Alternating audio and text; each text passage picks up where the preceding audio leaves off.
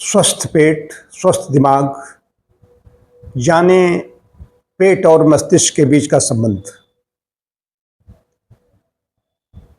हमारी आंतों का, हमारे पेट का और मस्तिष्क का सीधा संबंध है। आंत भारी तो मात भारी कहावत कही गई है। पेट साफ रोग साफ की बात कही गई है।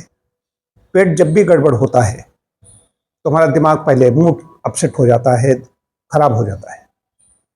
जब पेट ठीक तरीके से साफ हो जाता है तो किसको मजा आता है, आनंद किसको आता है, कहते बड़ा मजा आ गया, बहुत अच्छा पेट साफ हुआ, प्रसन्नता हो, खिला खिला चेहरा हो जाता है। तो पेट और मस्तिष्क के संबंध को समझिए। अंतड़ियों को देखिए, छोटी आंत को देखिए, बड़ी आंत को देखिए, आप देखेंगे कि वो बिल्कुल समतल नहीं है। उधर ब्रेन को देखिए, मस्तिष्क को देखिए, उधर आंतों को देखिए, दोनों को एक साथ रखेंगे तो आकृति भी एक जैसी मिलती है। और जो आंतों में बैक्टीरिया होते हैं, हमारे जो ब्रेन से वो बात करते हैं, न्यूरॉन्स हैं, अरबों संख्या में ट्रांसमीटर्स हैं, कैसे वहाँ पर तो एक दूसरे को संदेश कैसे प्रसारित होता है, कैसे भेजते हैं, ये बड़ा मस्तिष्क के बारे में अभी खोजें होती रहती बराबर पूरी तरीके से नहीं कर पाए। लेकिन जो मैं बताने जा रहा हूँ, पेट और मस्तिष्क का संबंध, पेट ठीक रहे, यदि याददाश्त को तेज रखना चाहते, स्मृति तेज रहे, याददाश्त तेज रहे, दिमाग अच्छा रहे, तो इसके लिए दिमाग तेज रहे, इसके लिए हमें पेट को ठीक रखना होगा। हमारे यहाँ कोई सिद्धांतीय प्राथमिक चिकित्सा के कोई भी रोग हो, सबसे पहले पेट को ठीक करने पर ध्यान दिया जाता है, लेकिन इसका तो सीधा संबंध है। तो पहले ध्यान दें कि पेट हमारा साफ हो, नियमित समय पर भोजन ग्रहण करना है, नियमित समय पर पानी पीना है। पानी का सेवन भी, पानी का जलीय अंश हमारे ब्रेन में ज़्यादा होता है, इसलिए पानी कम पिएंगे तो बात नहीं बनेगी। पानी पर्याप्त मात्रा में पिएं, लेकिन पर्याप्त मात्रा में अति नहीं, अति बात नहीं कही जा रही है कि कई बार अर्थ का अनर्थ आदमी कर देता है, उसके दूसरे अर्थ ले लेता है। व्यायाम बहुत आवश्यक है, नासा है शीर्षोद्वारम, व्यायाम करना है। व्यायाम में प्राणायाम बहुत जबरदस्त है।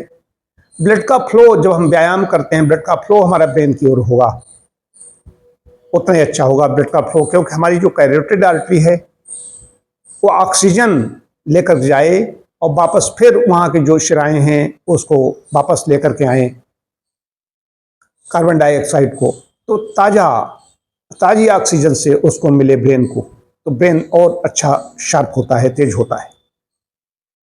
एक व्यायाम में कुछ ऐसे व्यायाम हैं जो आप टहलते हैं, दौड़ते हैं, कोई जिम में जाता है, अलग अलग व्यायाम हैं।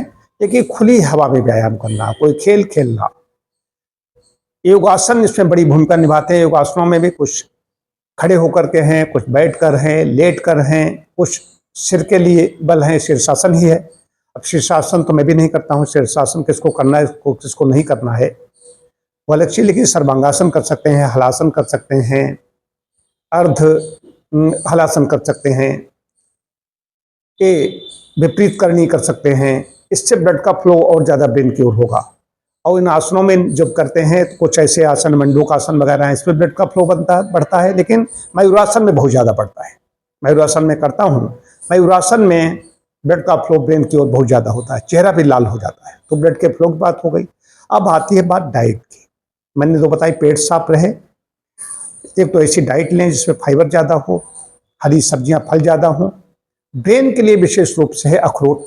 अखरोट की आकृति भी देखते हो ना कि बादाम खाने से और अखरोट खाने से, अखरोट वास्तव में उसमें एक तो ऐसे तत्व होते हैं जो हमारे ब्रेन के लिए अच्छे हैं, आकृति मिलती है। आकृति मिलना एक अलग चीज होगी। इसमें इसका इस्तेमाल करना है, ताजे फलों में जो बेरी आती है, ब्लूबेरी वगैरह, इनका इस्तेमाल करना है। बाकी सीजन में जो भी ताजे फल मिल रहे हैं, इनका प्रयोग, मतलब कि इनका इस्तेमाल करना ही करना है। इन चीज़ों से बचना है जो हमारी याददाश्त को कमज़ोर बनाते हैं। याददाश्त कमज़ोर बनाने वाली चीज़ें हैं।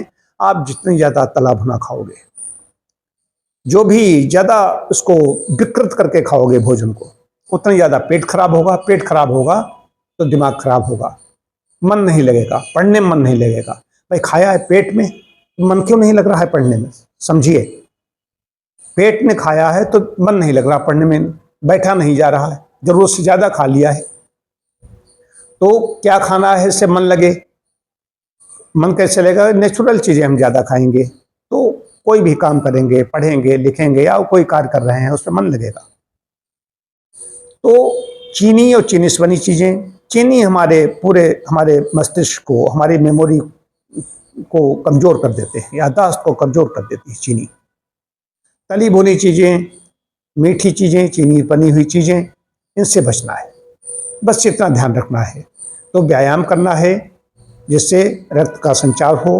कुछ ऐसे व्यायाम आसन करने हैं जिसमें ब्रेन की ओर, हमारे मस्तिष्क में रक्त संचरित हो। आहार हो गया, व्यायाम हो गया और पानी का सेवन करना। बाकी तो जो भी है, थोड़ा धूप का सेवन करना है। ये सब चीज़ें बताने की नहीं होती, लेकिन अंदर ही अंदर बैठे हैं, बिल्कुल धूप के दर्शन ही नहीं कर रहे हैं, सूर्य का प्रकाश नहीं मिल रहा है, दिन में भी हैं तो लाइट जला करके बैठे हुए हैं। ऐसे ऐसे घर हैं उसमें लाइट अगर नहीं जलेगी तो उनको दिखाई नहीं पड़ेगा। तो ऐसा नहीं, प्रकृति के निकट रहिए, थोड़ा ध्यान कीजिए, जप कीजिए, ये भी मेमोरी याददाश्त बढ़ाने में सहायक हैं।